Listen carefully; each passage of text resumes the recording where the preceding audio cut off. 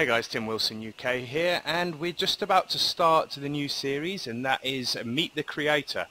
And today we're starting off on Knotty Pines, and we have, everybody probably knows him as Kamshaft, but we have Stephen Cameron with us today. Hey, how are you guys? Alright, so what we're going to do is we're going to jump straight into a round, and while the format this is going to take, and for those of you that have been following the thread on the forum, I'm going to keep this fairly impromptu. It'll be really informal, conversational type discussion whilst we go through the actual, this particular course is 9 holes, so whilst we go through the 9-hole course, what we'll do is we'll be chatting about the actual course itself, each hole one by one, and the inspiration behind the actual course itself. So whilst I'm looking for the course, Stephen's just going to give us a little bit of insight into the course and perhaps tell us a little bit about some of his other courses that he's made. Is this your first episode? This is the first episode, so you Oh my God, I got big shoes to fill here. You are the inaugural episode of this Meet the Creator series. Wow, I'm honored. Awesome. I think, you know what, I thought it was a great idea. Not only from, just introducing the creators, but there's people that play these great courses out there, have no idea who made them, and their reasoning or their talent or their whatever, and I think this is great, So. Cool. And whereabouts are you? You're in Canada, aren't you, Steve? I live in Ontario, Canada. Okay. Yeah. All right. Cool. So we're chatting across the Atlantic at the moment because I'm based in 5 hour difference, right? Yeah, it is. It is 5 hours. Yeah. All right. Tim's 5 hours ahead. I'm 5 hours ahead. Yeah. So currently it's about, let's just have a quick look. It's about 10 to 8 in the evening here, so it should be about 10 to 3 in the afternoon. Is that right? Yeah, exactly. Yeah? Okay. Middle of the afternoon, and my kids aren't here, and I kicked them out of the house. I said, I'm recording something. Go play outside. Okay. So on my screen at the moment, I've currently searched for Knotty Pines. I've found 3 courses. 2 of them look like they're HB ones, and one of them is Knotty Pines Golf Club. And you'll see there's a photo of Stephen there. So for those of you that are looking for this course after we've finished, that's the one to look for. It's the one at the top there. Currently got a rating of 7.0, 91 plays, 9 holes, 2 par 3s, 5 par 4s, and 2 par 5s. So I'm going to get straight into this. And what that should automatically do, for those of you that don't know the golf club already, that will send Stephen, as he's part of my friends list, it will send him a message to say that I've started a round on his course, and then that will trigger him to actually join me on the first tee. So let me do that. Okay, so I am standing on the first tee. So you should have got a message now, Stephen. There it is. Okay.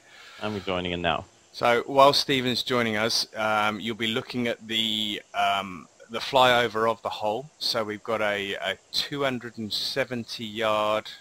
It hasn't got the par on the 270. I would imagine that's a par 3 to start with. Par 4. Par 4. So short par 4, 51 feet of elevation. Yeah, tell us about it, Stephen. I mean, this is the first hole. It's a beautiful looking hole. Slight dogleg to the left.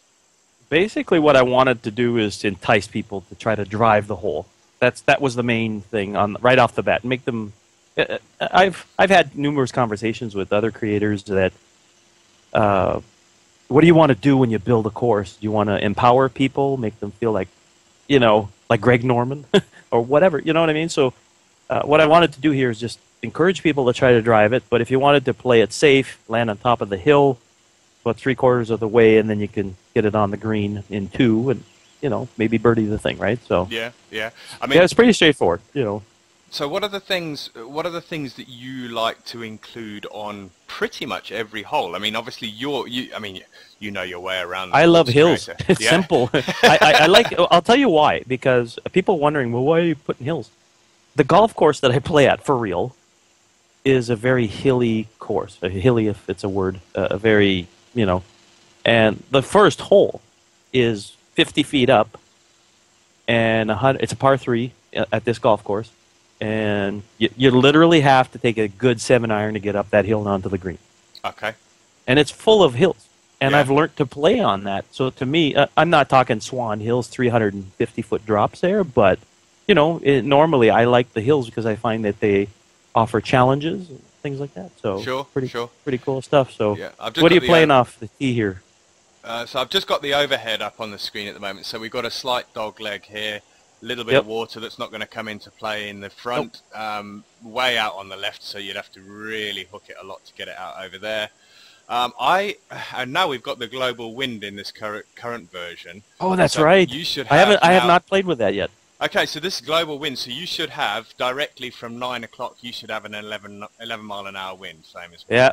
Okay, so this. I wonder if it plays the same, because that traditionally would play, like if you'd aim for the hole, you'd end up like craziness over to the right. Oh, and that's the problem now, is that this hole is going to play massively different because of this global wind, because ordinarily you would have to put this out way on the left-hand side to hit the green, and you cannot do that with those trees on the left-hand side here. So the wind is a massive influence here. So let's play our tees, which you have just done by the looks of it, and you have. I landed on top of the hill. I'm about 44 yards from the hole. What did you take there? I took a 3-wood. You took a 3-wood. All right. So because I find that a driver, well, again with the different wind, I don't know if I'd end up in the bunker in the back, traditionally, like it was before, right? So. All right. So you took a 3-wood. So I'm going to take a driver and I'm going to go for it. Yeah. Let's see what you got. And I got 100%. Wind's taking it. I have carried there, and I am on the green. I don't see your ball yet. It takes a few seconds. Skirted the bunker on the left-hand side. Wow, nice shot. And it is rolled up right into the heart of the green. Okay, very nice shot. I'm on the green. And I'll be upfront about things. You know Tim as well as anybody. I'm not a great game player at this game. I'm better at designing. And so I'll probably end up on my own courses like a +10 sometimes, you know. Yeah. Not all the time, but sometimes. It's funny you should say that, because the guys that put the hours in. I mean, there's another guy that's created he's recreated quite an iconic US Open course, and having chatted to him quite a lot, he said he spent hours and hours and hours on the course creator, and he's only just started playing the game. Which is, you know, which is pretty much, you're either a gamer, I think, or you're a creator. Another guy I've spoken to, you know, is always wanted to be a golf course architect, and it's this gives him the tools at his fingertips to actually do this. So. Oh, I totally agree. I mean, I like both. I'm not great at both, but I find my strength is in the creation portion rather than, you know, anything else. So it's but I've seen that in the community a lot. Yeah. Where you've got a distinction between creators and designers. Yeah. Did you get that in there? I haven't putted yet. Okay, I got that in. I parred the hole. Yeah, I'm just watching yours. So I'm just gonna see if I can pick up that wind is really playing a big part. Strong, yeah. Right, so let's see if we can get this up to the hole at least. Yeah, so I've lagged that up within a foot of the hole. 2 feet actually. Let's just get that in, and we'll pick up a birdie on the first. Yeah, nice. I saw a dude get a hole-in-one on that thing. Oh, really? Yeah, he went right over the hill, rolled onto the green, right in the cup. Well, I've played it a few times. I mean, as I said to you before we started recording, I've played this a few times. But now with these higher winds that they've put into the game, I mean, before they've started putting these 11, 12, 30 mile an hour winds into I've never seen that before. Yeah, oh yeah, they were 9 mile an hour max before that. So this adds a new dimension to the game. Well, what's the most you've ever seen as far as wind? Okay. 13. Still not bad, though. It was on the links course, which you would expect on a links course. You would expect wind coming in from the sea. So. Oh yeah, of course, yeah. So all right, hole number 2, really picturesque. Got a nice bridge going there. I found that a lot of people are using these nice long bridges now, and piecing the bits together, and that's something you've put into this particular hole. I put in this one. This one here is pretty straightforward. The design, the actual course creator added a bunch of trees where you see that separation, where you can just see the flag. And I had to in the course creator they've added the ability to remove objects generated by the course creator. Yeah, they've added that, but that didn't exist. And the trick before was adding a very tiny bunker. Yeah, and putting that there, and I had to do that down there to get the gap that I wanted. You know what I mean? A slightly blind shot down a little bit. You know what I mean? Yeah. Just just hinting, and there's a lot of hinting in this course that I've tried to encourage people to cut the trees, to, you know what I mean, just to try to different things, right? So Yeah, yeah. Okay, so this is a tough one because we've got 27 feet downhill, 11 mile an hour interface. So what do you think about objects and things like that? Because I'm standing on this tee here now. You've got the ball washer, you've got a bin, you've got a bench. You know, you've got all the. Do you like to put things like yard markers in and objects? I do. I like to put yard markers. I don't like to overdo it. Yeah. I think less is more sometimes, but I think the necessities, or at least that. What's the best way to explain it? That to give people the sensation of being at a real golf course and adding a bazillion things like cars and 5 buildings and that sort of thing. I'm minimalist when it comes to that. Sure. So I've seen some course creators go crazy, and that's fine. They're prerogative. But me, I'm more of the mindset. Holy mackerel. I landed like on my...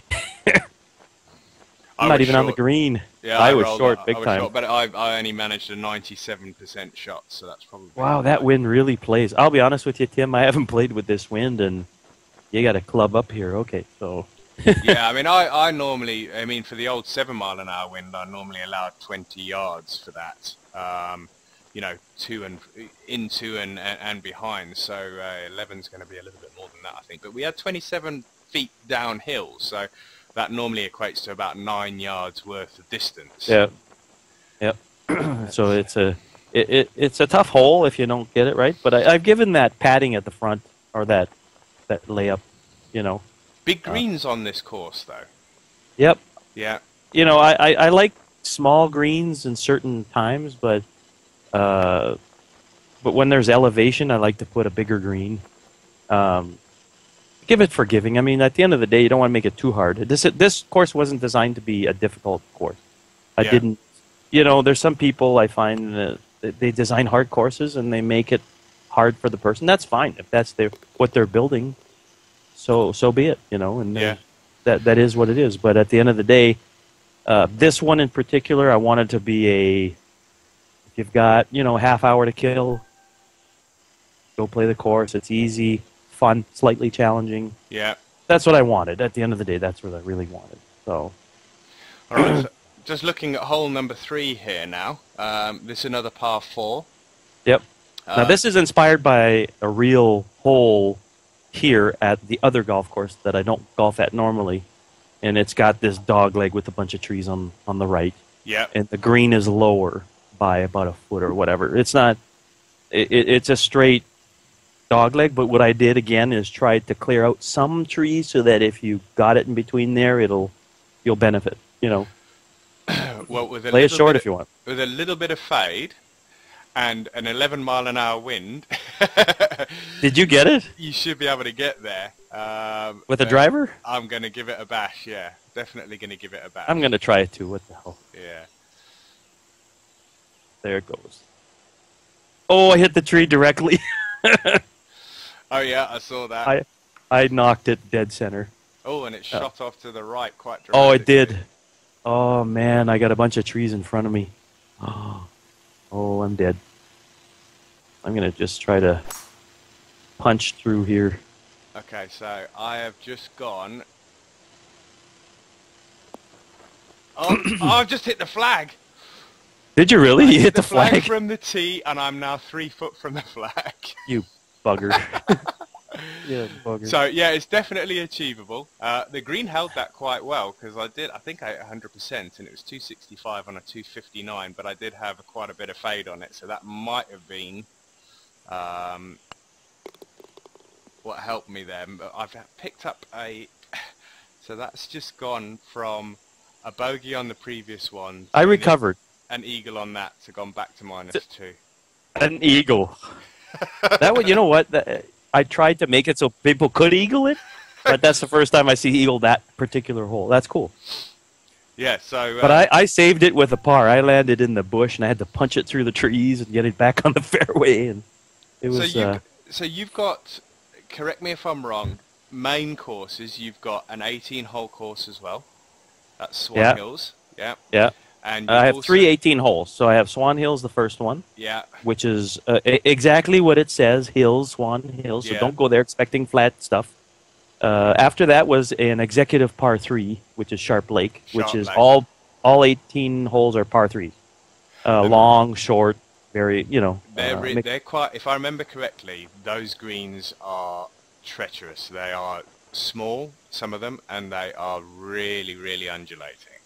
some of them are undulating and some of them are flat. And what I did with that one is I tried to have landing spots, and then if you land near the lake, it'll fall off and go towards the lake, like real greens do towards the lake.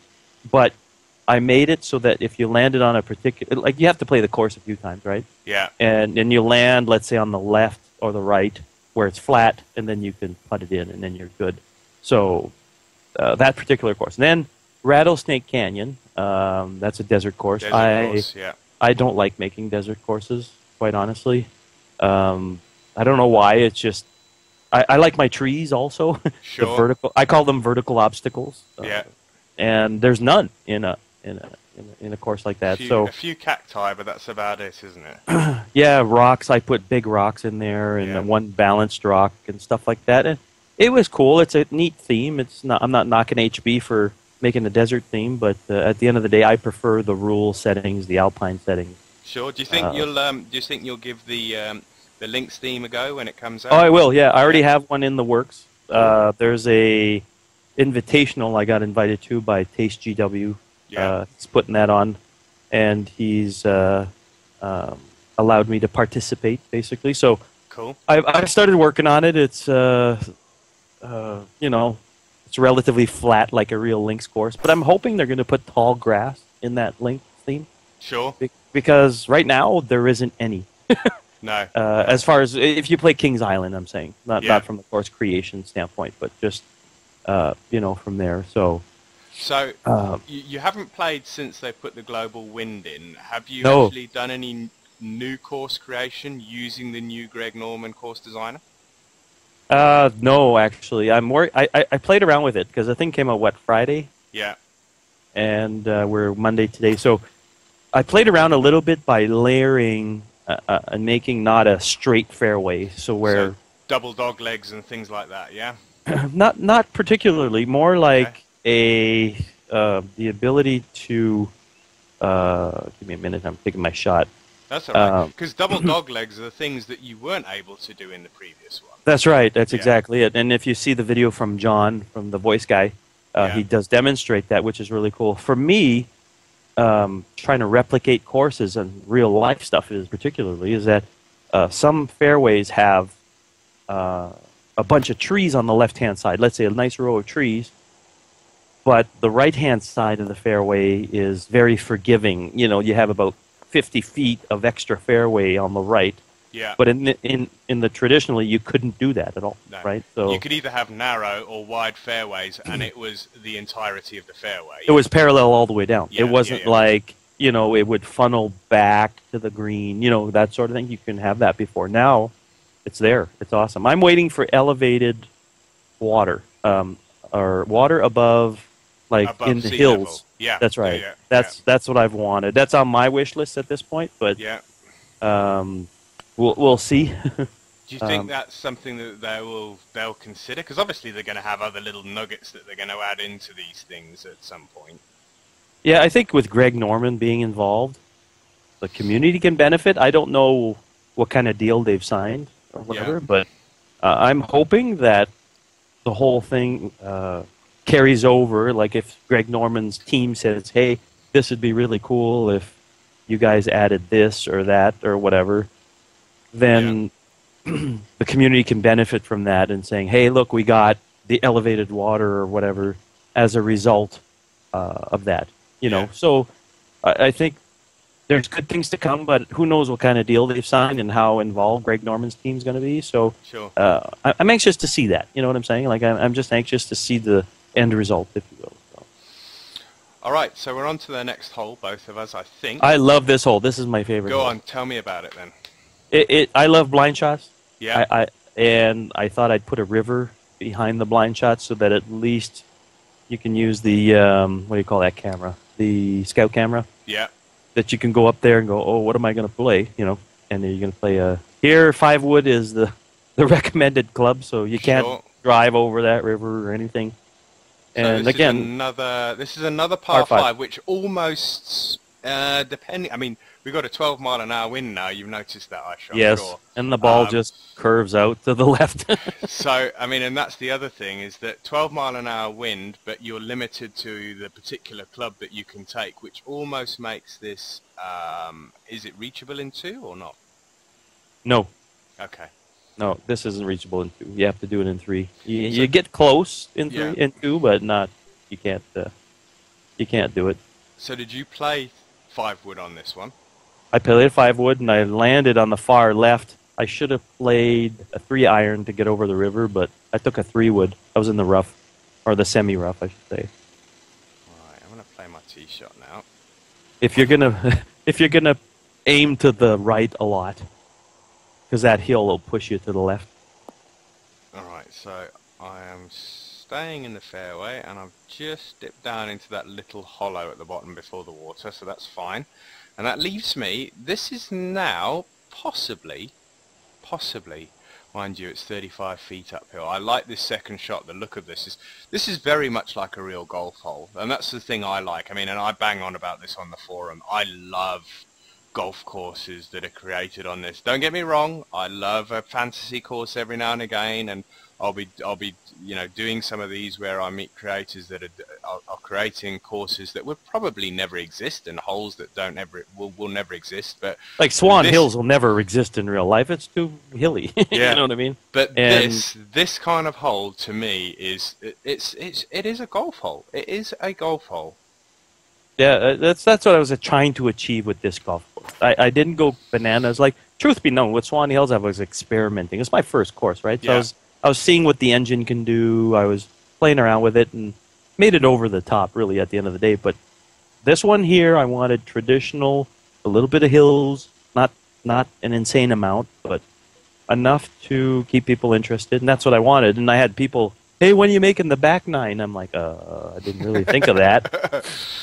I'm like, okay, maybe I'll make a back 9, you know, but ultimately I never really looked at it that way in a sense, you know what I mean? So it's something I might entertain later on, but right now I'm quite content with what the reaction of the public has been with this particular course. That wind is brutal, Tim. Yeah, it is. That wind, I aimed like way off to the one side, and I ended up in the bunker. I was like, wow, okay. So I've just finished this hole now, so I'm going to wait for you to finish out. But one of the things that I wanted to mention on this video was the lengths that you go to, not just creating a course. You almost create a golf club. You know, you do these flyover videos that you put music to, and you create emblems and logos and stuff.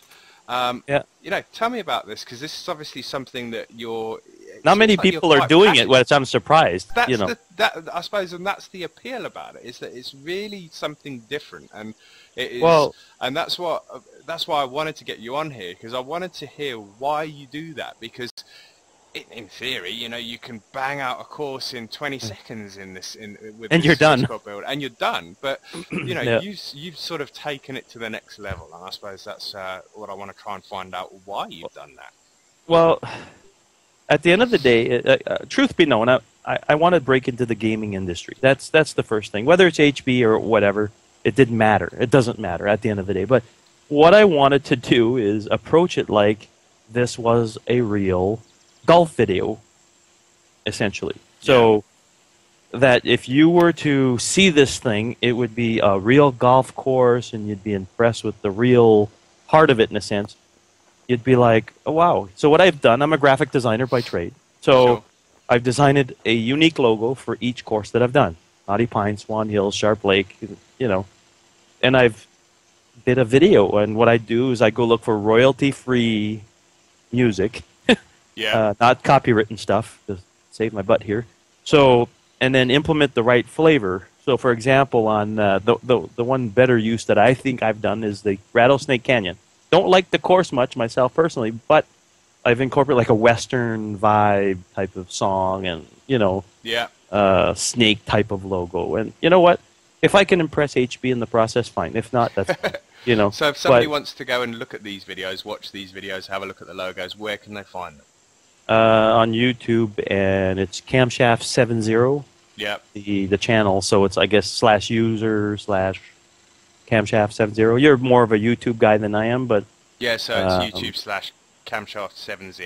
Yeah. That's right. Similarly, you have them in some of your threads on the forum as well, yes. on the HB on the golf club forum. So, yep. Do you know what thread, what category they fall under on that? In the released, they've changed the forums around lately. It's finished, completed, unfinished. Isn't it? Yeah, it's underneath there basically. Okay. If you do a search, it should be there. So, but you're once again on the forum. You're on there as Kamshaft as well. That's you? correct. So yeah. if somebody just searches for Kamshaft, they'll find all of your threads, yep. and they should be able to find it in amongst that. Yeah, and they can reply, suggest stuff. I'm pretty open to a lot of comments, truth because that's how you and I met, really. Yeah, sure. Yeah. And you played Swan Hills, didn't like the one hole, and I was just no. But at the end of the day, I wasn't there to confront you. I was there to say why.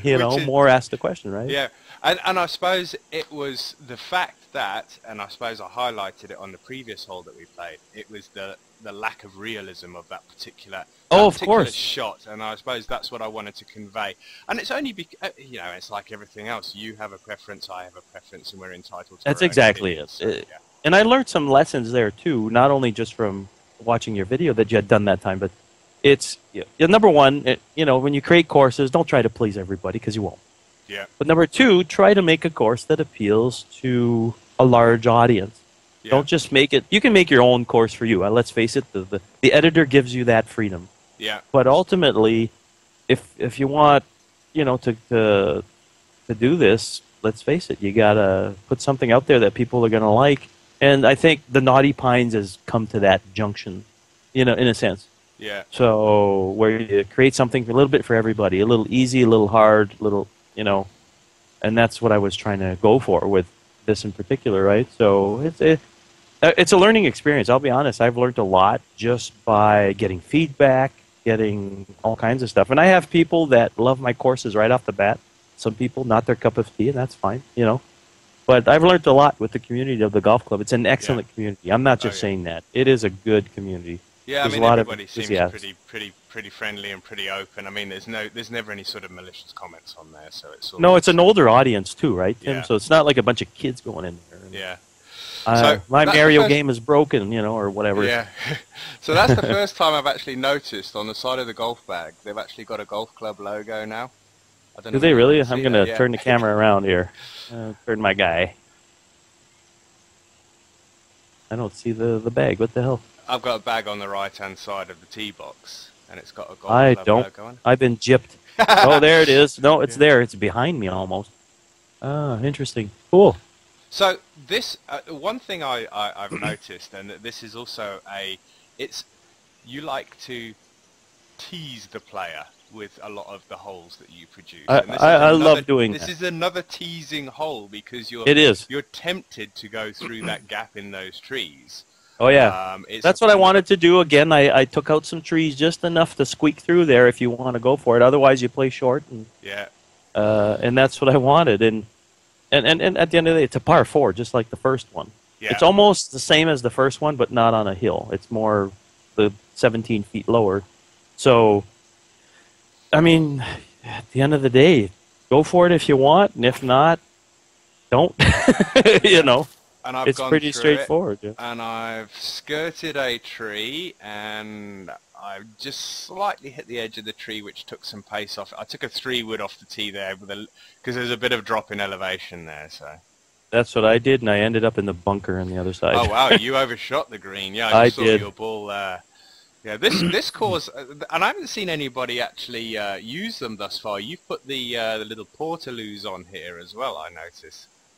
All right, so you gotta tell me what a portaloos is. The porta potties, you mean? Yeah, the portable. The portable toilets. Yeah.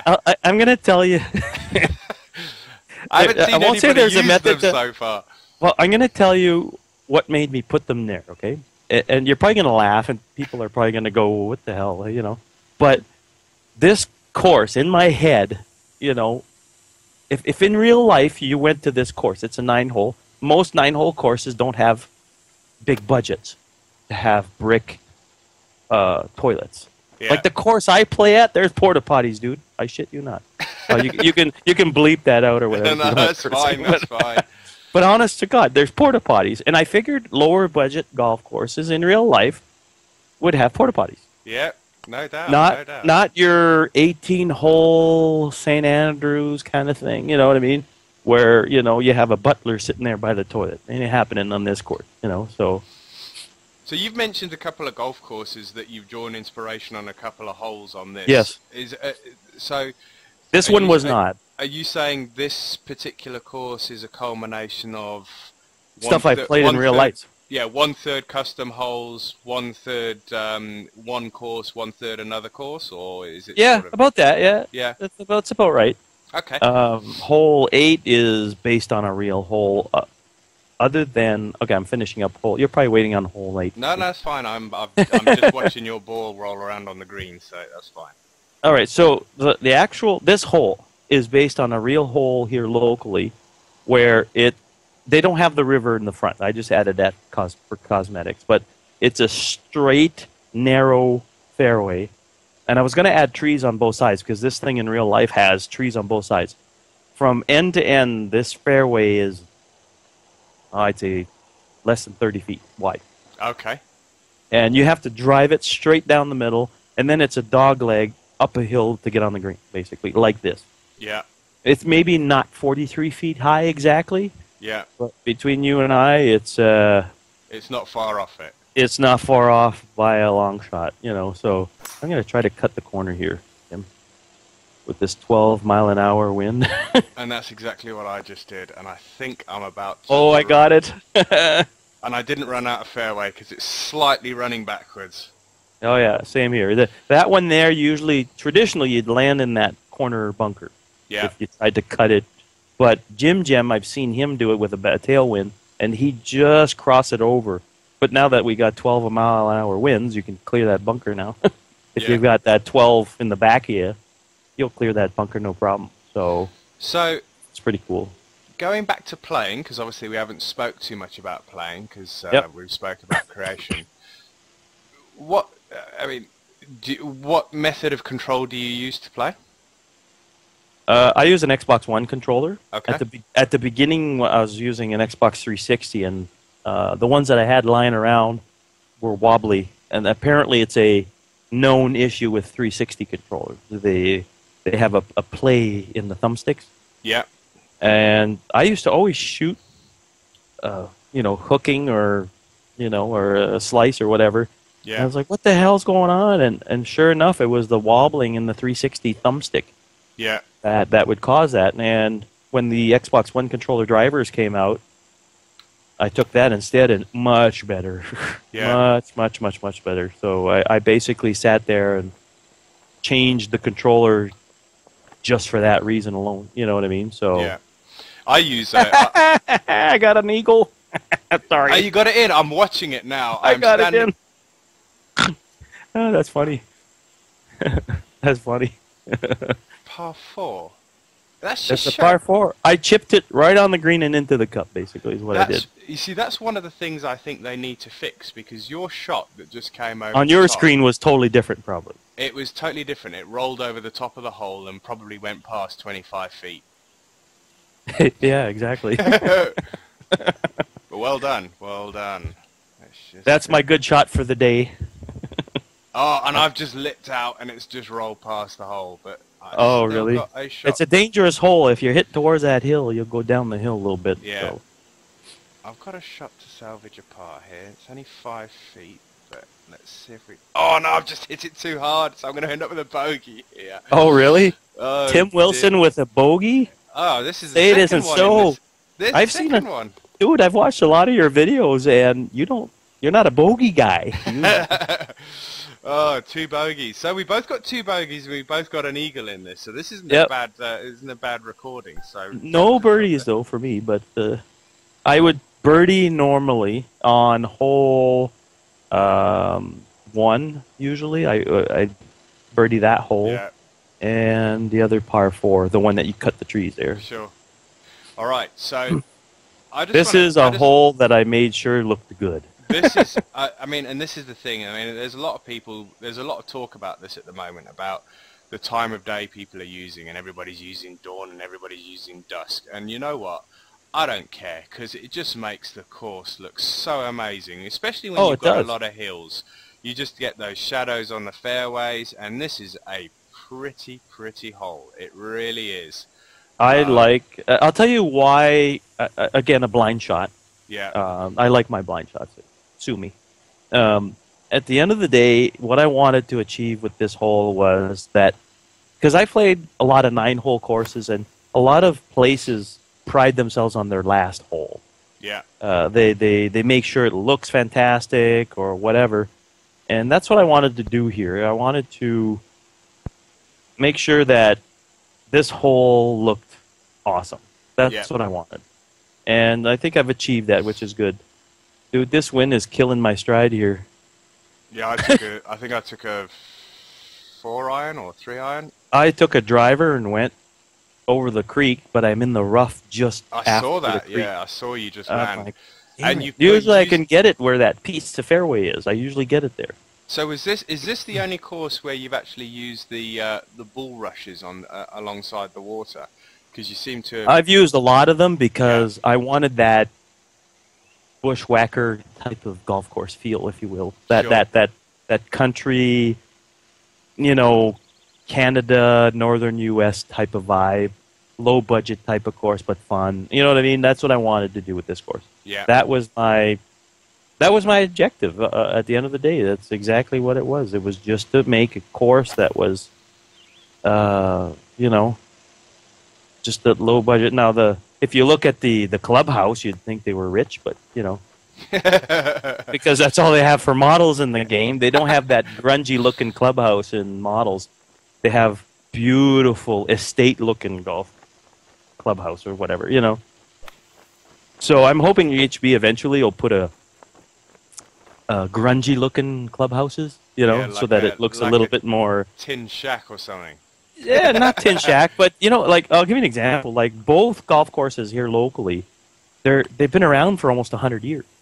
90 years was the one golf course. And the building's been piecemealed together over the years, you know what I'm saying? And because these people don't have a lot of money, right? So it's that's basically what I was hoping to do with this, but when you see the clubhouse, then it's like, oh, okay, you know, it is what it is, but this is a difficult green. I've made it wobbly on purpose, just so that it wasn't this super easy hole. I finished with a +1. Yeah, I ended up -3. My approach shot there went into the bunker, so I had the benefit of a flop shot to get it close enough to have a decent putt up. What's your best score on that hole? What was minus what? On this hole or on this no, not the hole. Sorry, the whole course. The whole game. -8. Wow. That's pretty good. That's with a hole-in-one on hole number 3. Well, who the hell owns the... Oh, you are the man, and my friends. You are the man amongst my friends. Hold on. Who's globally? Yeah, best score, 28. So that is... Yeah, global. You are the man. Am I? Hey! Yes, you are the man globally. You are the man on Knotty Pines, which is pretty cool. With a 28. Jim, 29, there we go. Yeah, and the CLV. He's not.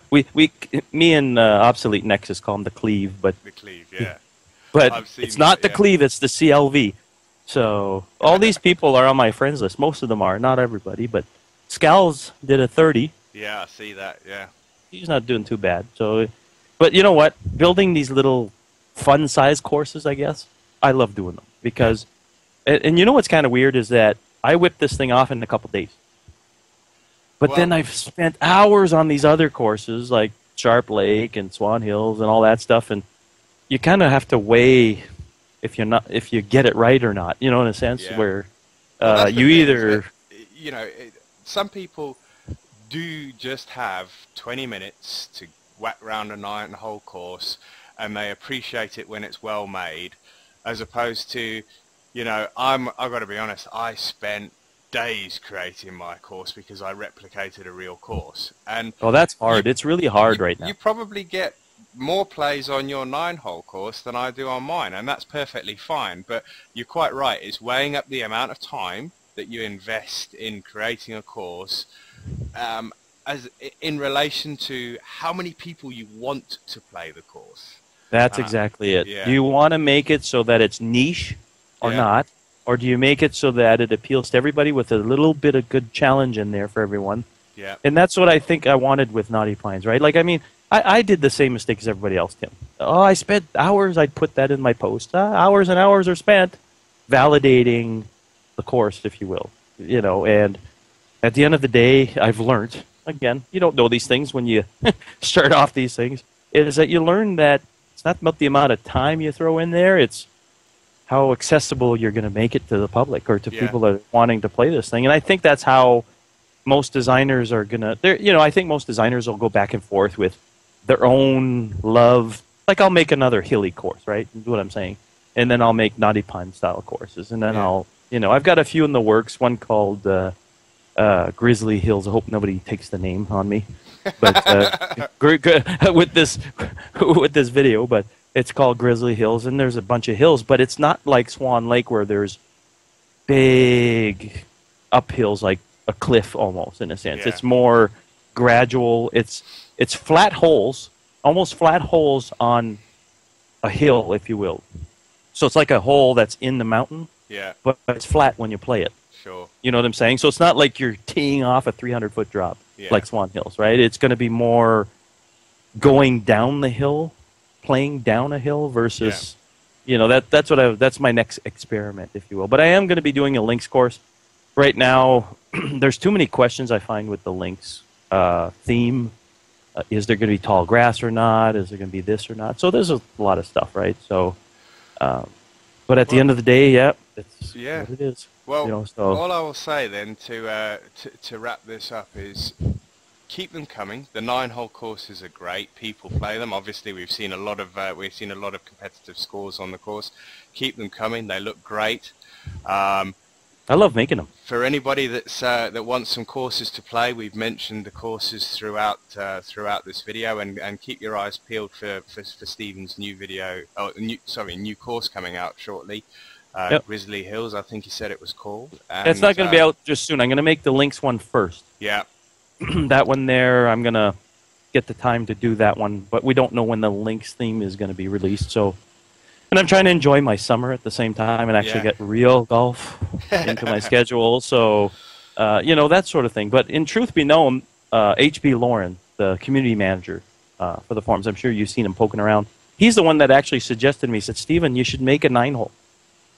There's not enough of them out there. I was like, okay, why not? He says, you've made a great par 3 one, but I said, whatever. But truth be known, Tim, in this game, you can't make an ugly course, really. It's really difficult to make an ugly course. Yeah, the engine is so good. There are some ugly ones out there, though, but I'm sure there is. It's, I'm sure there's some nasty ones, but I think overall, with a bit of effort, everybody can knock out an awesome-looking course. It's not that hard with this engine. You know, the way it renders all the trees and all that for you.